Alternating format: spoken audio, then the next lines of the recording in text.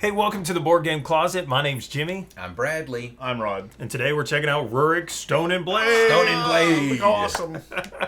Now, we are huge fans of the base game. We Yes. previewed or reviewed the final finished Kickstarter deluxe copy. So if you're interested in seeing that, go check out our review of that. But today we're not reviewing, we're previewing. And so everything that you see in this video is a prototype of the game. And thank you to Peacekeeper Games for sponsoring this video so that we could get to show you what is Rurik, Stone, and Blade. Go to the Kickstarter, check it out. All the cool stuff is on there, and you'll get to see what might be unlocked and all that kind of cool stuff during this campaign. Yes. So this game adds in 4 basic things that you can expect in the expansion. Number 1, you're going to get more gameplay without a lot of extra overhead. This is the same thing that you loved in Rurik, but a little bit more. Specifically cards and things that are added into these decks that just add in the same Rurik that you already love. Then they add in 3 different modules that you get to play in the game. One is a rebel faction that you get to draw from these different cards and then do, and this is something that we could all kind of go towards and try to get the victory points that are on there. The second thing that it offers is epic structures. So these are new structures that come in the game that you are allowed to build, or anyone can build.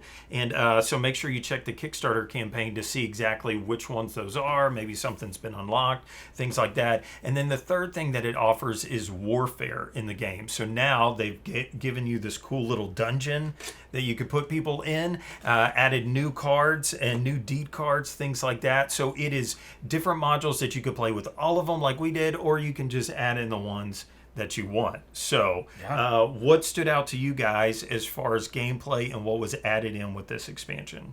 So the first thing that stood out to me was the rebels on the board previously are just kind of resources that you want to take advantage of before somebody else. This new thing that they're bringing in actually makes them a part of the gameplay, something that you have to anticipate, strategize against, and so it just is another part of the game using the same board that's now kind of coming alive even more now that when you play with that. I totally love that. And the fact that there's like 4 different scenarios, and I can't remember exactly, and they might have more, I don't know, but that would make every time you played it a little bit differently on the victory conditions to beat the rebels. I thought that was a pretty cool idea. Well, I think the nice thing that it adds the feature by adding this to it, it just widens the scope on how you what you have to do.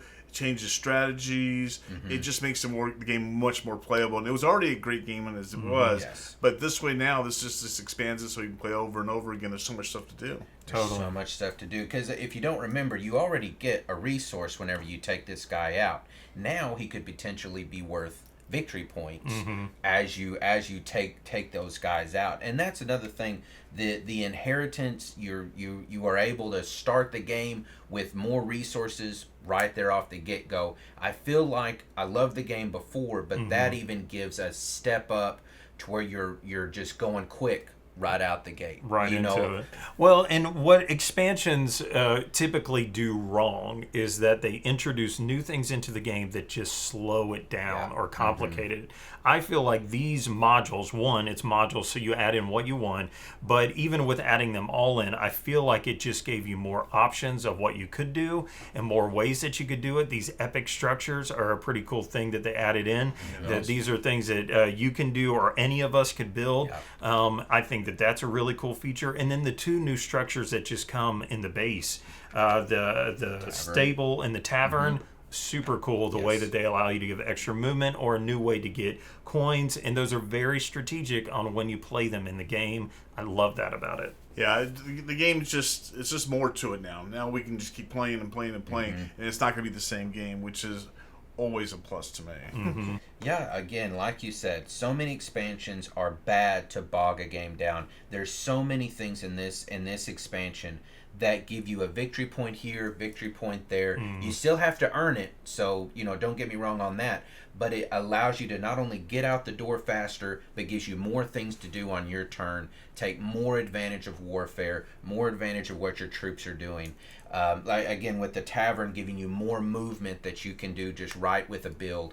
It's great. It's really upped the gameplay even that much more. And I think Rurik was already a simple to understand game. So I think adding on just another layer is not going to push it beyond complexity. And like to Rod's point, for those of us that have played it a whole bunch, this is going to be a fresh air brought into a game that you already love, and you're like, yes, okay, that's so easy. Yeah, let's add in those structures and let's do that. That's super cool. Yes. Right. I mean, the thing we talked about, multiple strategies can win the game.